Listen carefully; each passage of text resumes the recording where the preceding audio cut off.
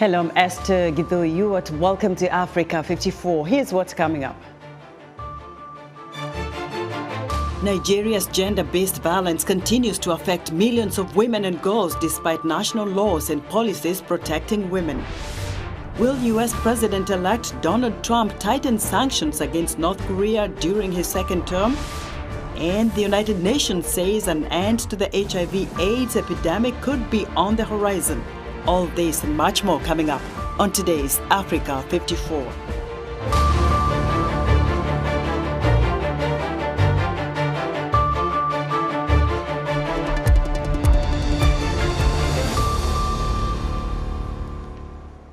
Nigeria is home to about 20 million survivors of gender-based violence, according to UNICEF. That's about 10% of the global population. Gender-based violence continues to affect millions of Nigerian women and girls, despite national laws and policies protecting women. Timothy Obiezu has more from Abuja. For nearly 3 years, Comfort Anyawala has carried with her memories of loss and pain. On the night of February 26, 2022, her then 22-year-old daughter was on her way back from work in Lagos when 3 men, including a bus driver, seized her and raped her to death. Her lifeless body was found 9 days later. Before my daughter's death, I was strong and healthy, but now I've been more frequent at the hospital. My daughter's death is like a wound in my heart.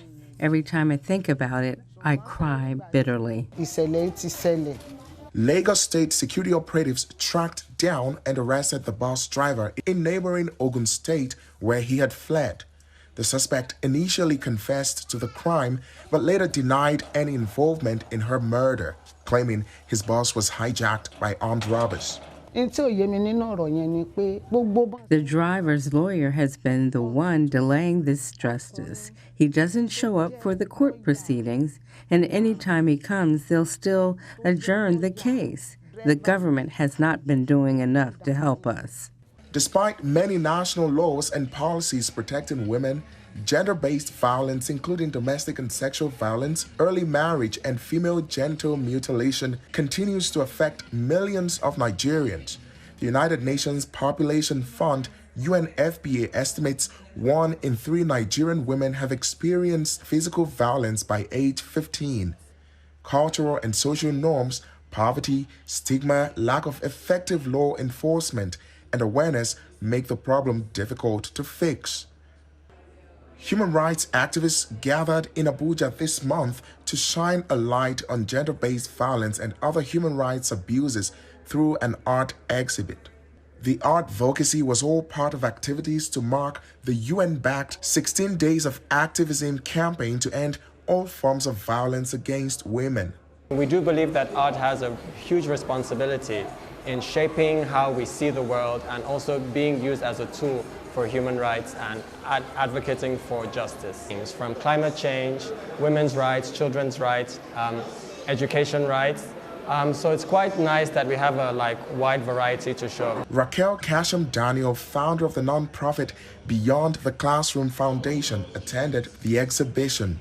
Her nonprofit advocates girls' rights using education, but she says addressing gender-based violence in Nigeria will require a multifaceted approach. We are seeing people using different mediums now to advocate and also to get people in the grassroots to understand gender-based violence and abuse.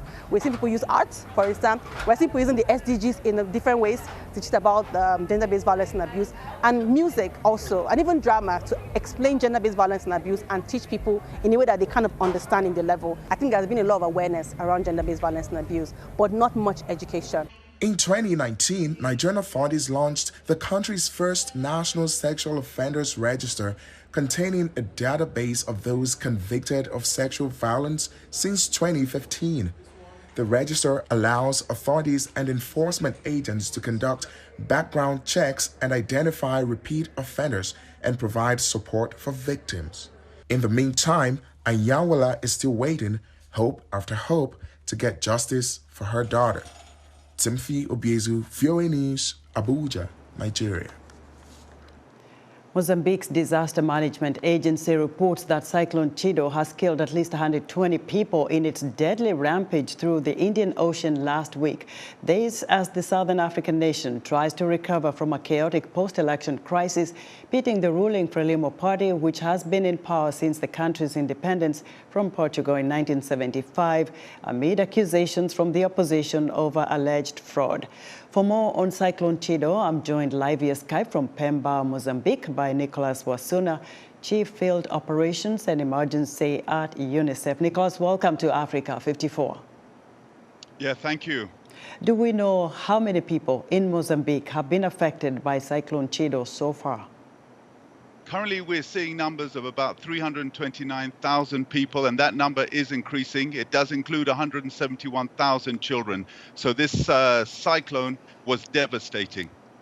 And which are the hardest which are the hardest hit parts in Mozambique, where when you go around the country, looking at what's happening in terms of helping and all of that?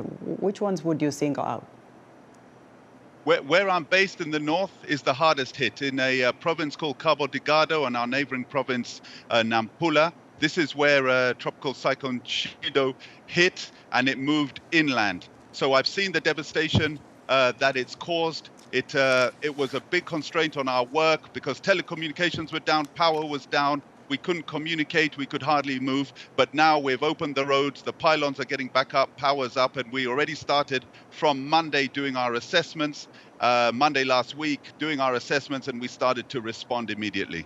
So how are you responding to especially some of those really hardest hit by this cyclone?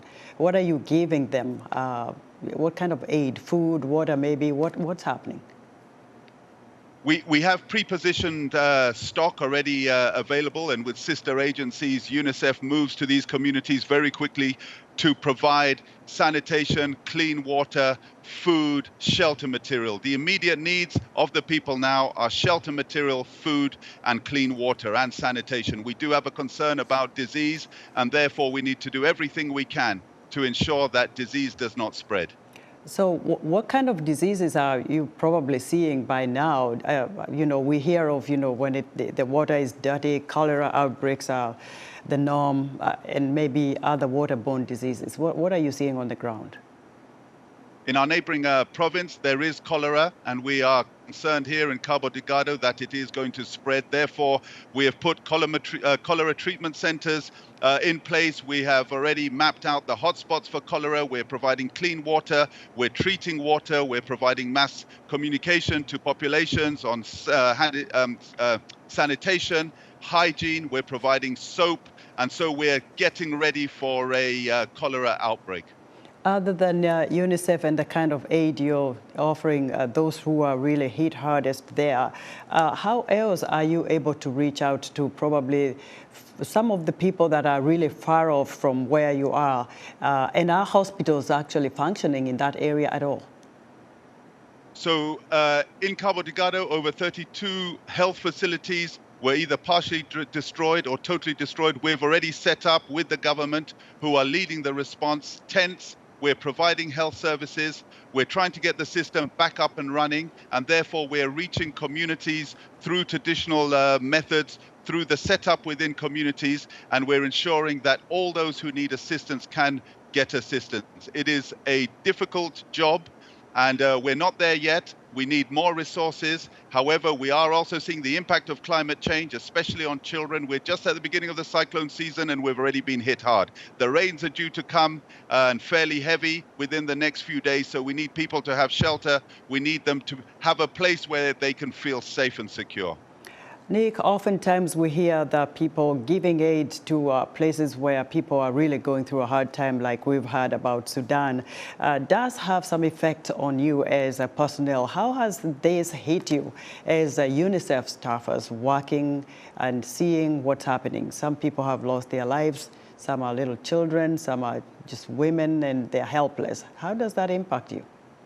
Certainly, a cyclone impacts everybody. I myself was here when the cyclone was happening. The room I was in was flooding, so I can sense what it's like. However, I was in a concrete building, so I just feel for those who are in bamboo structures. There is psychosocial support that we provide for our staff. Staff care is very important, but we are trained to deal in these kind of situations, and therefore ours is immediately to respond, especially to children. Do you have other aid organizations working alongside UNICEF? Oh, yes, the whole UN machinery is here. We have the INGOs, NGOs, local communities, and we're all coordinated through the government structures. Therefore, we are a well-coordinated operation, and that is why we could launch a response to Tropical Cyclone Shido so quickly. Nicholas, thank you very much. It takes a lot of dedication to do that kind of work. We appreciate it. Thank you. Nicholas Wasuna heads UNICEF's chief field office in Pemba, Mozambique. In South Africa, Johannesburg's informal waste reclaimers recently got an upgrade. A collaboration turned a sprawling camp into an award-winning, data-driven, solar-powered sorting and baling hub. As Marise de Klerk reports, incomes are up and the neighbors are happier. Peter Boy is one of 8 resident waste reclaimers at the Urban Surfer Recycling and Solar Baling Hub in Johannesburg, South Africa, collecting and selling recyclable waste for an income. I come recycling because my job was finished. It's better to do something, not to go and steal somewhere. Before the hub went live in April, the reclaimers lived and sorted at an informal open-air camp near the Hollard Insurance headquarters. The socially and sustainably conscious insurer contracted Urban Surfer, an informal recycling consultancy, to formalize and manage the camp as a pilot project with the permission of the reclaimers and other neighbors. Some supplying water to the reclaimers, some supplying seeds to plant. Now, with it being completely enclosed, with them having sleeping quarters and the relevant equipment, it actually contributes really nicely into the neighborhood. Residents also have access to Wi-Fi and solar power, and they've even started a garden. The camp doubles as a sorting, processing and storage facility. The reclaimers are issued trolleys and personal protective equipment. Urban Surfer assists with training and collects data on the little-studied world of informal waste reclaimers.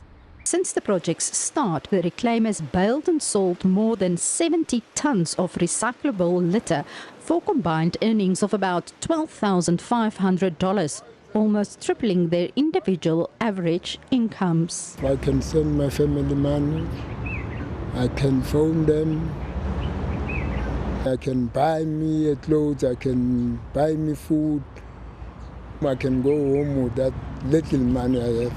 The guys are more presentable, so they are collecting in areas with large volumes of waste like shopping centers, business parks, offices, and now they're not only just collecting and selling, but they are collecting and baling their waste. Reclaiming and selling waste to survive is common amongst the extremely poor and marginalized, especially in the developing world. Research shows South Africa's estimated 200,000 informal recyclers divert most of the recyclables from the country's nearly full landfill sites, saving municipalities millions annually. Informal waste management systems researcher Trevor van Wyk says the initiative assists in destigmatizing waste work. They are essential to maintaining our infrastructure in South Africa, and seeing them as important will help to reduce the stigma that is attached to them, because they are seen as people who intrude and encroach in our neighborhoods. Polyco, a non-profit legally mandated to increase recycling on behalf of plastic producers, is the project's other main sponsor. In the meantime, more lucrative waste management service contracts for the Urban Surfer waste professionals and plans for more hubs could come soon. Marise de Klerk, VOA News, Johannesburg, South Africa. In his first term as U.S. President, Donald Trump tightened economic sanctions against North Korea to try to force Pyongyang to give up its nuclear weapons program. VOA's Young Gyo Kim looks at what Trump should expect from North Korea in his second term. Scott Stearns narrates. North Korean leader Kim Jong-un used a military exhibition for his first remarks on the United States since Donald Trump became president-elect, saying past negotiations confirmed what he called Washington's unchangeable hostility toward Pyongyang.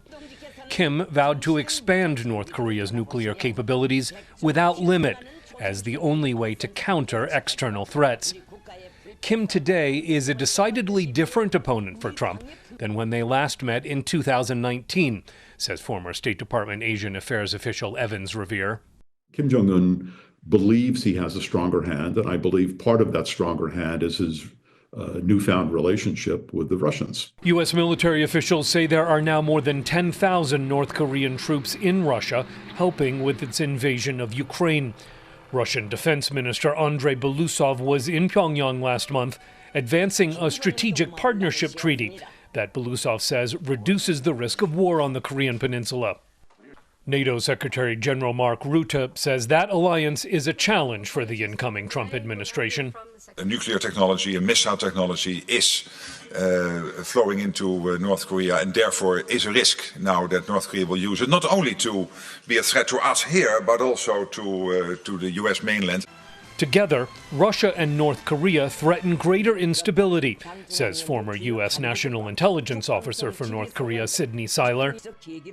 This is becoming a military alliance with both near-term and longer-term dangerous risk to obviously extending the war in Ukraine, destabilizing the Korean Peninsula, and just destabilizing the international community. With North Korea gaining Russian air defense systems, upgraded munitions manufacturing, cash, and food and fuel aid, Seiler says Kim has less need for Washington than during Trump's first term. With all the things that Kim Jong-un is able to get from his new best friend, Vladimir Putin, why would he reach out to Donald Trump? In his first term, Trump worked with South Korean leaders to try to roll back North Korea's nuclear weapons program. In his second term, Trump will be dealing with a North Korea that has firmly closed the door on denuclearization, says Revere.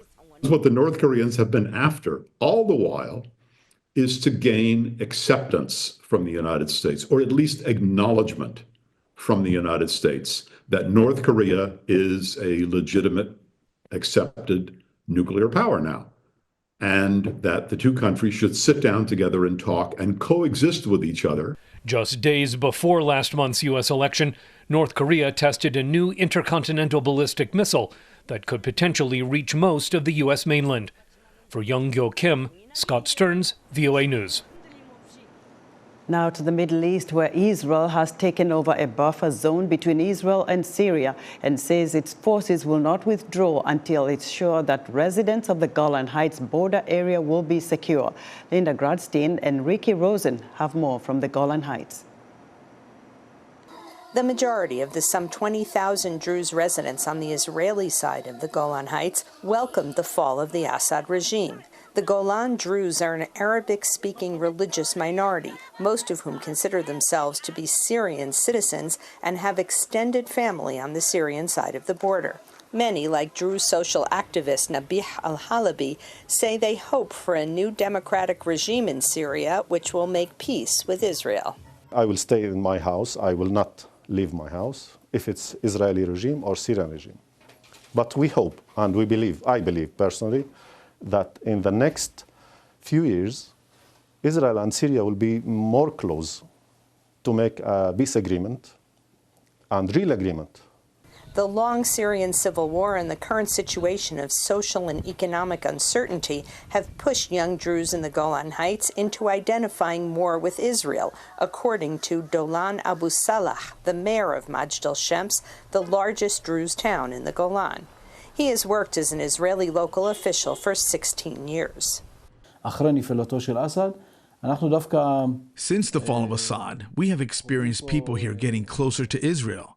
The one who has proven that it can ensure security and human rights, especially for those living adjacent to the border, is the state of Israel. It is the stable factor here.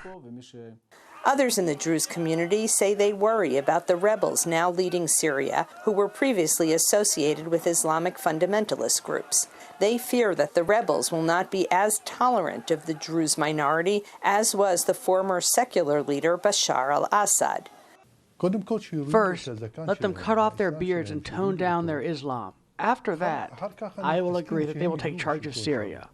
The intentions of the Islamic fundamentalist rebel groups now leading Syria also worry Israel. Immediately after Assad fled, the Israeli army moved into the buffer zone between the Israeli side of the Golan Heights, which Israel occupied in 1967 and later annexed, and the Syrian side. Israel says it has no intention of staying in the buffer zone permanently, but wants to make sure the residents near the border are safe.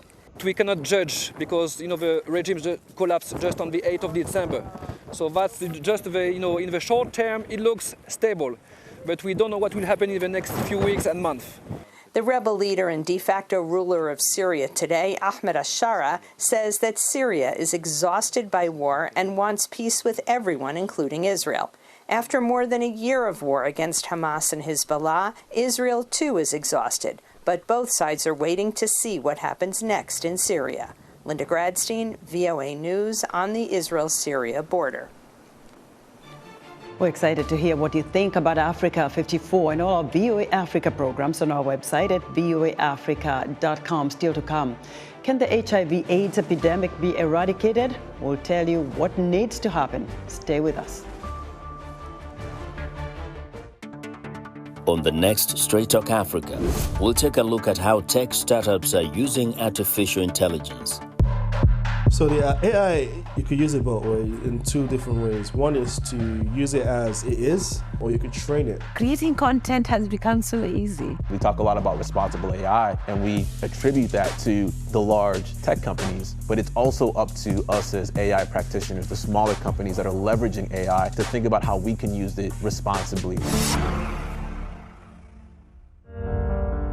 In times of change, when the world seems uncertain and what we hear doesn't reflect what we see, we seek the truth. When we are told only part of the story, we lose trust. In moments of crisis, our dreams, hopes, and wishes for a better tomorrow depend on a free press. At Voice of America, we bring you the stories that people take risks to see. We connect the world and unite it with truth. At Voice of America, we show you the whole picture.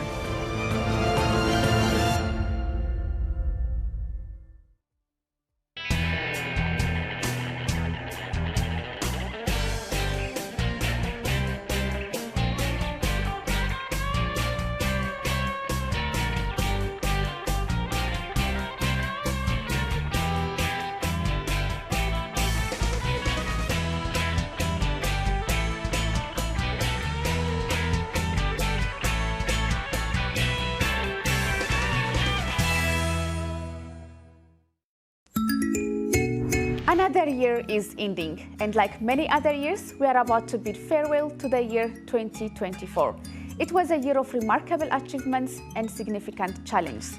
On this episode of Our Voices, we will be reviewing major events of 2024 that had profound impacts on women and girls on the continent.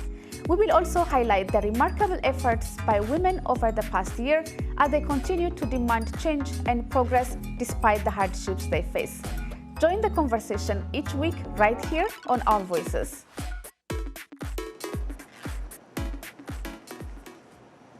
In other news, due to a brutal war in Sudan, South Sudan is facing a, quote, completely overwhelming influx of refugees from war-torn Sudan, as well as a rapidly growing cholera epidemic, according to Doctors Without Borders. The medical charity says up to 5,000 people are crossing the border into South Sudan each day. The 2024 Kenya Security Report was dominated by the violence and killings of women and girls, with more than 7,000 cases of gender-based violence since September 2023. There are 100 documented cases of murder against women since August 2024.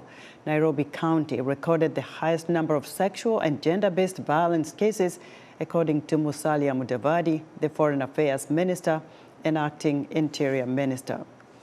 In Senegal's local toy makers are experiencing a boom in demand ahead of Christmas, with sellers hoping to win market share with high-quality products that reflect the country's culture and values.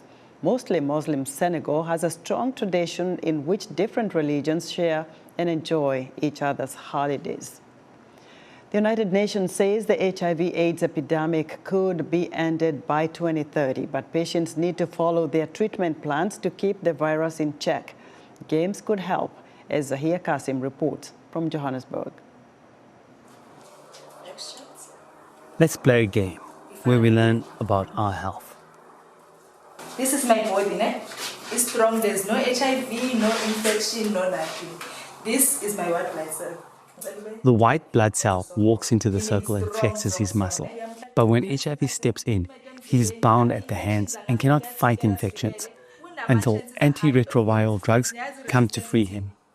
It looks like a play, but I found it very serious because now I know now what is the difference between a virus and its causes. This program is run by the Networking HIV and AIDS Community of Southern Africa. Earlier this year, NACOSA staff completed the Bridges of Hope course, where they learned how to use games like this to teach people about the importance of following HIV treatment plans. A study in the Southern African Journal of HIV Medicine showed that these games are better than home visits alone at keeping patients on therapy. Through participation and playing games, it's easy to remember because it's all fun and everything, while not being formal, and they are there listening and sitting. So this is a different approach which actually works. Site coordinator and trainer Sepo Sefome uses games to show participants that, with clear goals and the right support, anyone can cross the bridge to a healthier future. If this model can be used and sustained throughout the world, I think people will start understanding things better, and they would have a different perspective of certain things like taking treatment, a different perspective in terms of people that are living with HIV. Peter Lavashia is the creator of the Bridges of Hope games. He says games cater to different learning styles, and it makes it more likely the students will remember what they learn. It's very clear that different people have different preferred learning modalities. Some prefer visual, some auditory, some kinesthetic. So if we combine all three, then we reach everybody. The United Nations aims to eradicate AIDS by the end of this decade. Organizers say programs like this could help ensure more people stay on life-saving treatment. Zahir Kasim, VOA News, Johannesburg, South Africa. And that's our show for today. Be sure to watch Africa 54 on our website at voaafrica.com. From all of us here in Washington, thanks for watching.